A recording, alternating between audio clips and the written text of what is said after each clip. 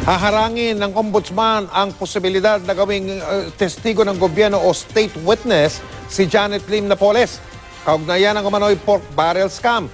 Hindi raw kasi kwalipikado maging state witness si Napoles na kanina pong madaling araw na ilipat na sa Camp Bagong Diwa nakatusok si Ian Cruz.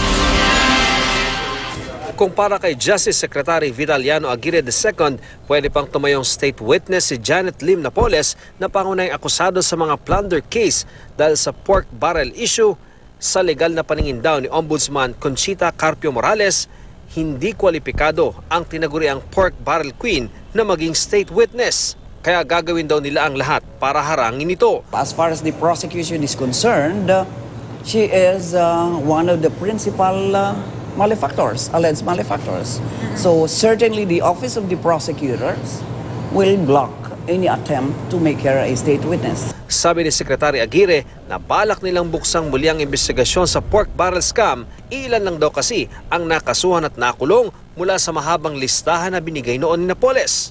Kung may kasabwat daw na government official si Napoles o nambuyo sa kanya para gawin ang krimen, pwede raw tumayong state witness si Napoles nang hindi raw naapektuhan ang mga kasong kinakaharap niya.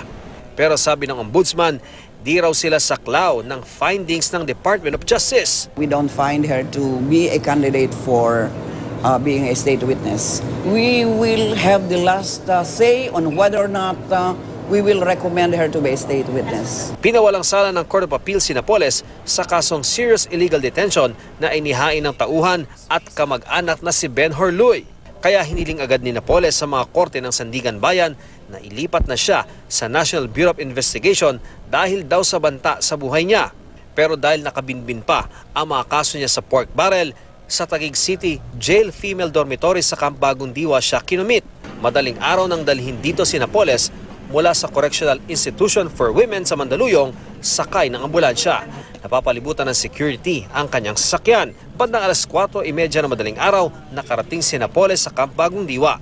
Idiniretso sa Reception and Diagnostic Center si Napoles kung saan siya sumailalim sa physical examination.